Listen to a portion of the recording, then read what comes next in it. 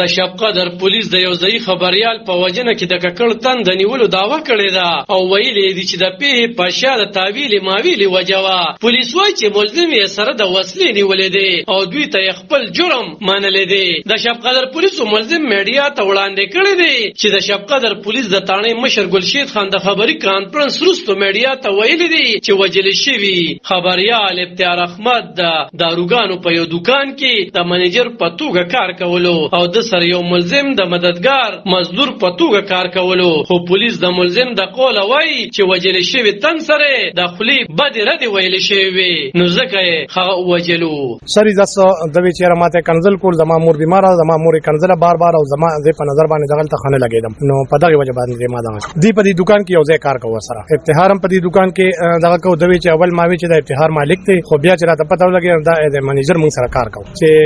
کم کار کړی نو هغه ډیر په ټیکنیکل طریقې سره کړی خو الله تعالی پکې مونږ کامیاب کړو مونږ نن ملزم چې نو هغه تاسو ته مخکې کړ. دا پیغه د روانې میاشتې په 2 جولای مهته د یو مارکیټ مهته تاهانه کې رامنځته شوی و چې د شب قدر ډي اس پي بلال احمد د وینا ترمه چې دغه وخت بیلی او سی سی ټي وي کیمرې بندې کړې شوی اس چې ګلشید خان وایي چې د افتیار احمد د یوې منسوبي او سوچ لاندې وجل شوی دی خو دوی ملزم ته څنګه ورسېدل نو هغه وایي کله چې یو سړی پلانینګ کوي اپتنی مخکې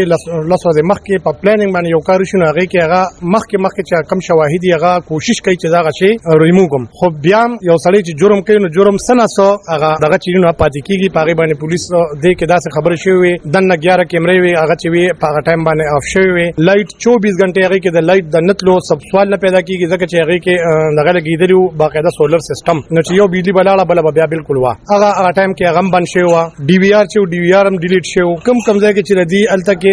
سلام مشوره شوی را عقل ته ډي وی آر چې نو هغه غینا بعض ځای کې هارد ډیسک لر شوی دی بل هارد ډیسک چول شوی دی پاغه شواهد باندې موږ لاړو پاغه شی باندې موږ کارو کړو الله تعالی کرم کوم موږ غزا ته ورسېدو اصل ملزم ته د وجل شوی تن ابتعار د کورنۍ لخوا پنی ولی شوی ملزم داوداری شوی دا پولیس د نور جسمانی ریماند لپاره عدالت ته وړاندې کړي. عالم خان شیرپو دلبر نیوز شب قدر.